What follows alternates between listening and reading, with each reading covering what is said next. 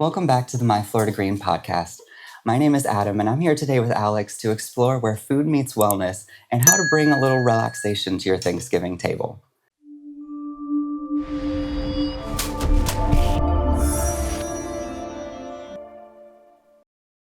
Now, food, nutrition are both an integral part of wellness and a healthy body.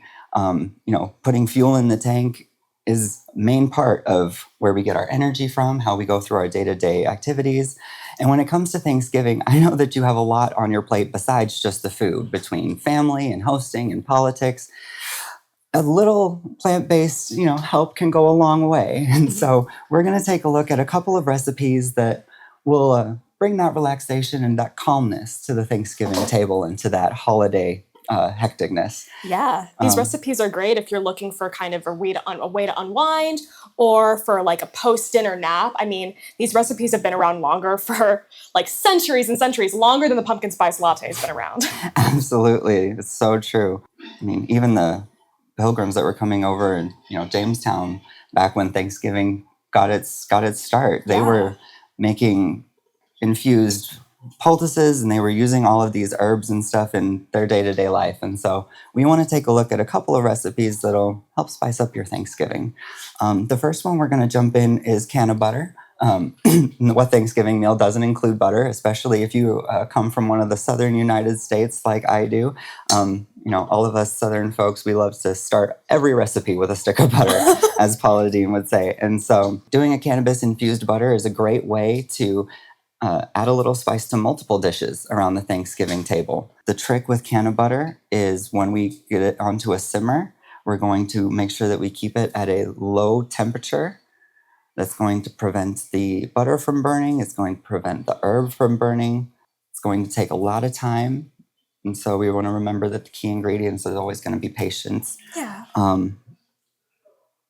Keeping that butter at a low simmer for several hours until the oil and the butter starts to go from a yellow into a green is kind of when you know it's going to be done.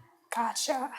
And then once it gets to that stage, that's when we get to have some fun with it. So when we get ready to strain, the best thing to use is going to be a cheesecloth, and you can get this at pretty much any grocer, Walmart, Albertsons, Publix, whatever you have locally. And you're going to cut off a chunk that'll cover your container, and then just make sure that you either wrap it or have a good friend that can hold it tight for you, that trusts you to not pour the butter all over them. All right, I trust you.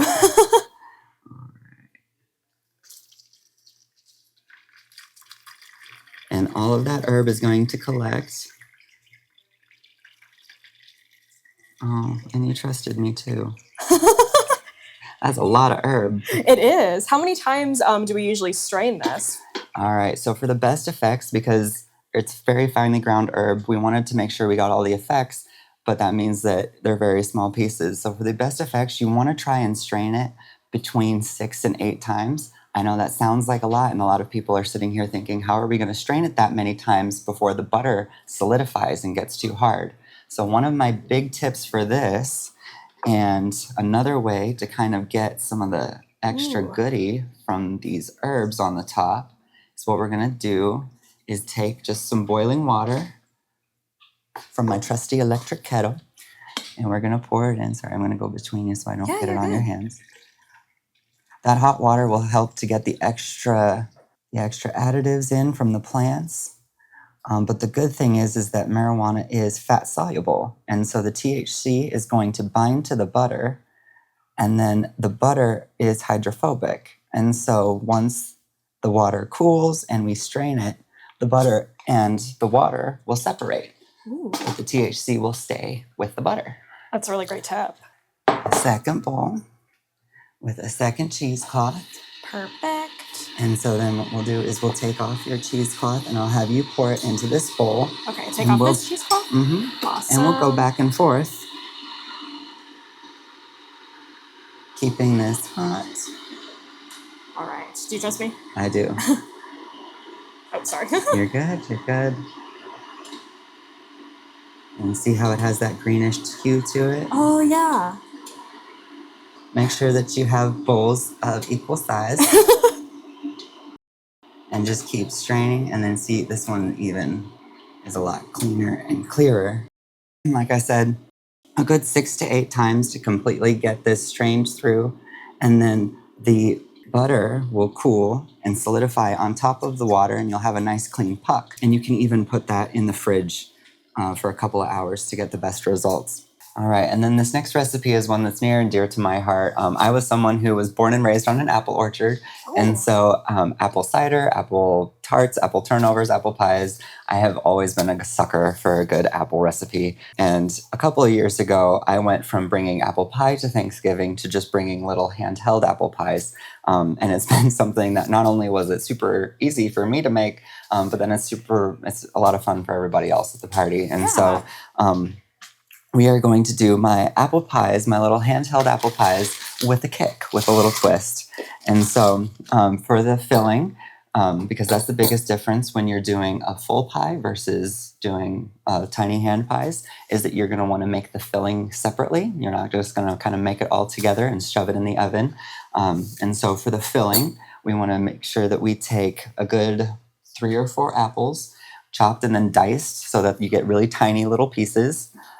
We're going to do brown sugar, cinnamon, nutmeg, and then a little cornstarch for thickening. And that's going to make our syrup. That's going to make kind of the goo.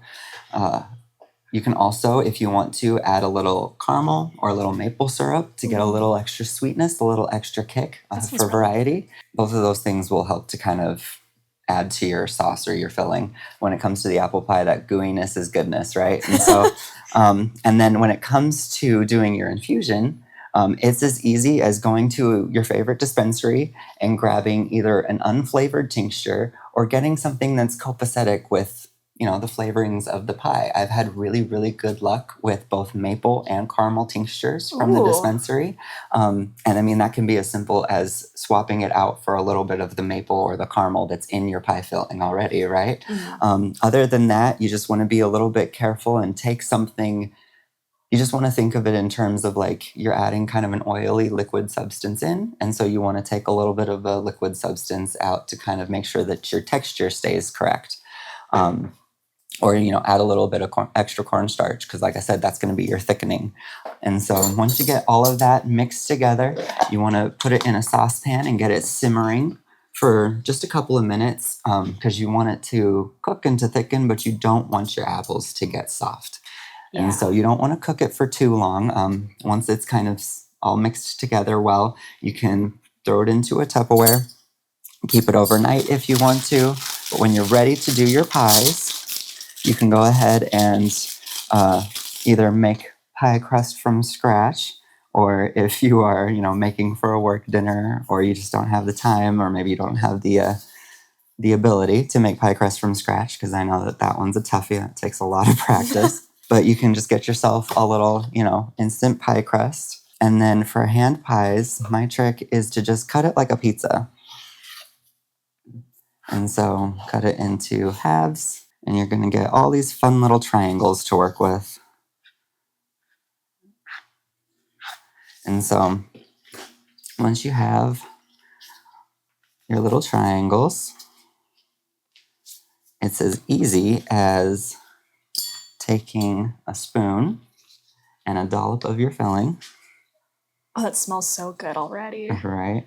That's one thing, like even cold, this pie filling, you can just sit here and eat it with a spoon. It's very tempting, I've taken this and just put it on top of vanilla ice cream and gone to town. That sounds delicious. Amazing. If you're sitting there with leftovers, you're not going to regret it, I promise. So once you get your spoon in there, you want to roll it up until you have a nice little stuffed croissant. And you can get fun with it. You can practice, you can tuck it in the edges, try and keep the juices in there. Yeah.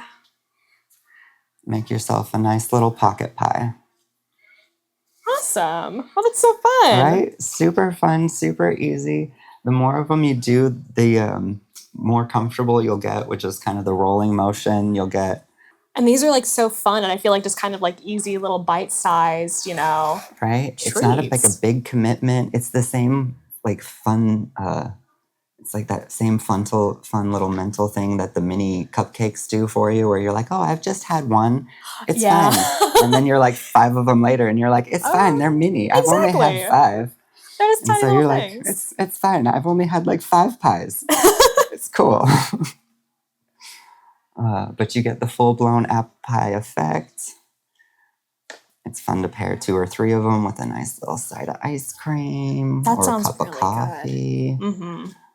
Yeah, I'm also such a big fan of, apple, like in the fall time. So this is, Right. oh yeah. I know everybody's all about the pumpkin, but I'm kind of like, guys, we can't forget the apple. That was an OG fall flavor We right can't there. forget the apple. Absolutely. Oh, you're like, you can tell who's like an expert at this and who has just started with the rolling. Like I said, the rolling is something that's going to come with practice. You're definitely going to have to work on that. You know what? And, part of making food is, adding your own little touch to it. Absolutely. And my little touch is the messy little corners. Right? It's the character that comes with it, right? And so it's going to add the flavor. All of these little curves and grooves are going to be where the caramel builds up. Ooh, yeah. And cakes in and gets nice and gooey. And so it's all goodness. See, That's I can pretend I did it on purpose. Exactly.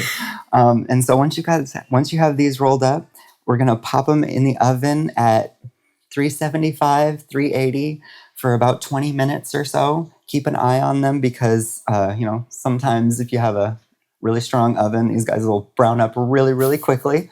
But as soon as these guys are golden brown, they are good to go. I think we have practice batch that came out. Yes. Of the oven earlier today should look something like this. And a couple of these, and even the most argumentative uncle will be ready for his cat nap.